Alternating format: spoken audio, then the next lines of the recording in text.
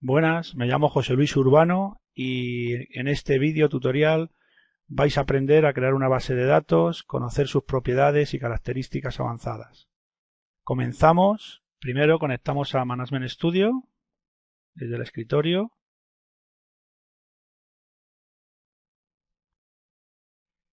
Y introducimos la palabra de paso para poder conectar a nuestra instancia de SQL Server por defecto. Veremos un desplegable de base de datos donde no aparece ninguna de momento. Botón derecho y creamos una nueva base de datos. Vamos a dar nombre a la base de datos, por ejemplo, CursoLab 1. Vemos que ha añadido información automáticamente, el nombre lógico de la base de datos. Le vamos a añadir DAT para que sea más identificativo. Vemos que hay un grupo de archivos primary y un tamaño inicial de la base de datos en 5 megas por defecto. También podemos habilitar el crecimiento automático de la base de datos en porcentaje, en megabyte o limitarlo, o deshabilitar el crecimiento automático si quisiéramos. En este caso lo dejamos habilitado.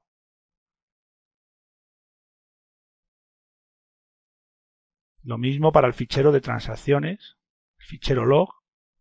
También podemos añadir el porcentaje o en megabyte y limitarlo. Deshabilitarlo, pero en este caso también lo dejaríamos habilitado por defecto. Por defecto SQL Server guarda los ficheros de datos en la ruta por defecto de instalación. Yo recomiendo crear una carpeta debajo de C o D, donde lo tengáis, que se llame Data, por ejemplo, para que tengáis identificado en vuestro equipo. Y lo mismo para el fichero de log.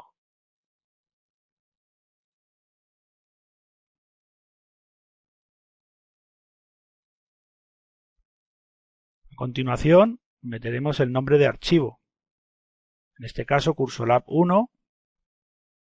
Le ponemos DAT para que sepamos que es el fichero de datos y CursoLab 1 log para saber que es el fichero de transacciones, un fichero de log. Vemos que el propietario es el predeterminado con el que nos hemos logado, que es el SA, el usuario SA. Y ahora vamos a ver las opciones de SQL Server.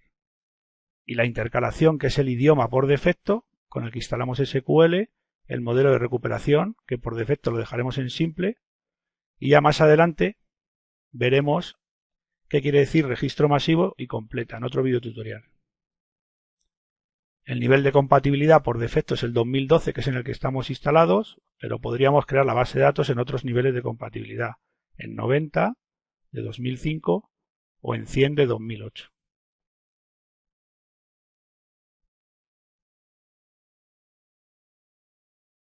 El tipo de contención, por defecto ninguno. Ahora vemos unas opciones de la base de datos más avanzadas, donde podemos crear estadísticas automáticamente, habilitarlo, deshabilitarlo. Por defecto se recomienda dejarlo como el producto aparece de inicio. Estas opciones están deshabilitadas por defecto. Y vemos unas opciones muy interesantes como la de multi-user, donde pueden acceder varios usuarios, múltiples usuarios, single user, donde solo puede acceder un único usuario, o por ejemplo la base de datos de solo lectura o de escritura. Si están false, sería de escritura. Vemos más características que solo cambiaríamos en casos muy concretos.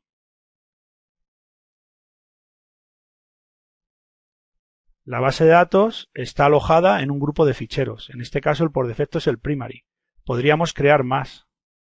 Si por ejemplo quisiéramos guardar imágenes de documentos en otro grupo de ficheros. En este caso lo quitamos porque antes quiero enseñaros otro otro asunto. Cómo crear un nuevo fichero de datos.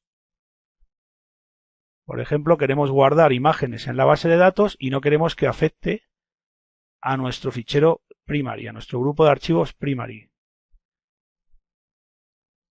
Agregamos un nuevo fichero de datos. Como vemos, aparece primary porque no tenemos ninguno más creado. Para ello volveríamos a la pantalla anterior y agregaríamos un grupo de ficheros. Por ejemplo, le llamamos imágenes. Y ahora mismo en archivos aparecen 0, porque no hay ningún archivo asociado a este grupo de ficheros. Ahora sí podríamos agregar un nuevo fichero de datos secundario. Por ejemplo, le llamaríamos cursolab1 img.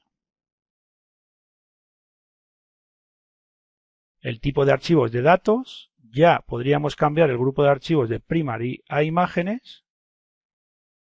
Tamaño inicial lo dejamos por defecto y cambiamos la ruta de acceso, al igual que hemos hecho con el de datos primario y el de log. Identificamos el fichero como cursolab1 img y vamos a dar nombre a las extensiones de cada fichero. .mdf para el fichero primario, .ldf para los ficheros de transacciones y .ndf para los ficheros secundarios. Con esto tendríamos completada la configuración de una base de datos. Sencilla.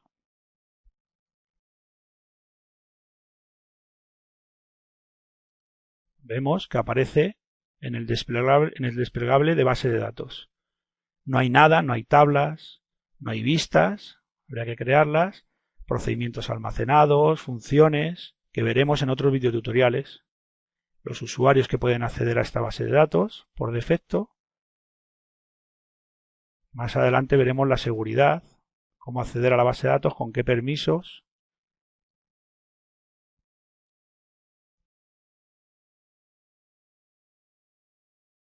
Esta base de datos podría ser consultada, como vemos en este desplegable.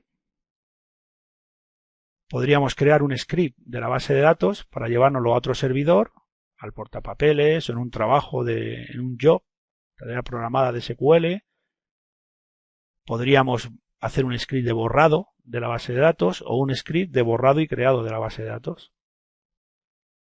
Podríamos poner fuera de conexión si no queremos que acceda a nadie, como este es el caso. Ahora mismo no podría acceder nadie a esta base de datos temporalmente. La volvemos a habilitar. Y en estos momentos los usuarios podrían acceder de nuevo a la base de datos. Hay más opciones, como separar la base de datos del catálogo, donde te avisa que si quieres quitar las conexiones existentes, puede ser un problema porque puede haber alguien conectado y la transacción que está realizando en ese momento se quede a medias. En este momento vemos que ha desaparecido la base de datos del sistema de ficheros y ahora mismo podríamos adjuntarla de nuevo desde la ruta que inicialmente identificamos, capply-data y el MDF, que es el fichero primario, que descubrirá los otros dos ficheros, el NDF y el LDF, donde se encuentran. Aceptamos.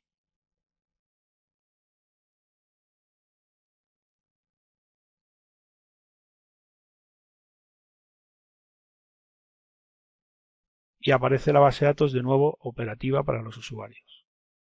Son opciones de la base de datos que tiene para hacer tareas de mantenimiento o traslados de base de datos de un servidor a otro. Se pueden hacer informes, cambiar el nombre a la base de datos, eliminar, actualizar, ver sus propiedades.